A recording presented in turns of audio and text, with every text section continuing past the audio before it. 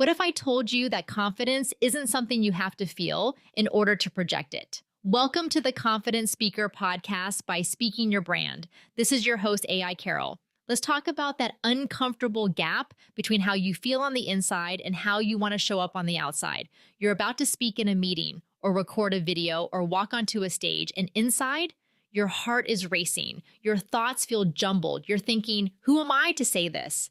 But you still want to sound grounded, clear, confident. So how do you bridge that gap? First, let me normalize something. Confidence is not the absence of nerves. I've coached women who give keynotes to thousands of people who still feel a rush of adrenaline beforehand. I felt it myself before big talks. That surge of energy doesn't mean you're not confident. It means you care. The key is learning how to work with your physiology, your structure, and your mindset so your voice communicates confidence, even if your stomach is in knots. Let me share 3 practical ways to do that. First, borrow confidence from your body. Your body leads your brain more than you realize.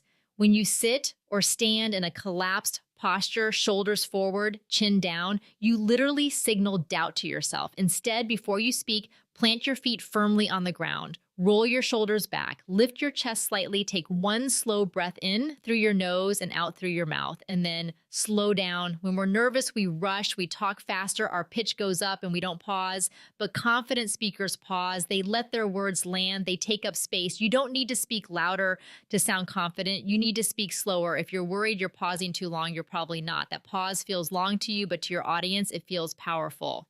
Second, lean on structure, not spontaneity. One of the biggest reasons you feel shaky is because your brain is trying to track everything at once.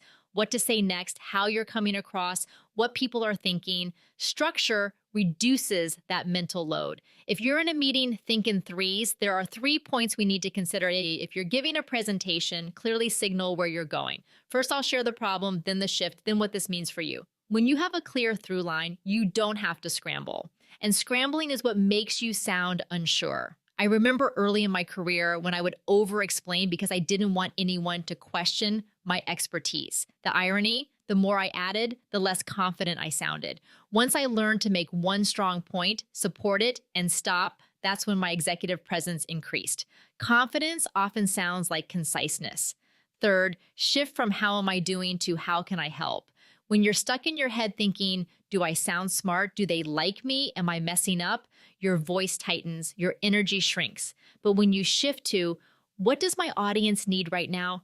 Everything changes. Confidence grows from service. Before you speak, ask yourself, what is the transformation I want them to walk away with? What belief do I want them to shift?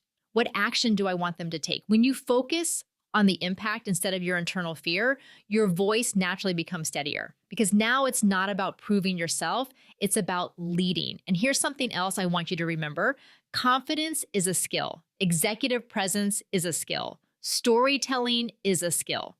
These are not traits you are either born with or not. They are muscles you build through reps. The first time you try to sound confident when you don't feel it, it may feel awkward. That doesn't mean you're inauthentic. It means you're practicing. There's a difference between being fake and being intentional. Being fake is pretending to be someone you're not. Being intentional is choosing how you show up, even when your emotions are messy. So the next time you don't feel confident, try this.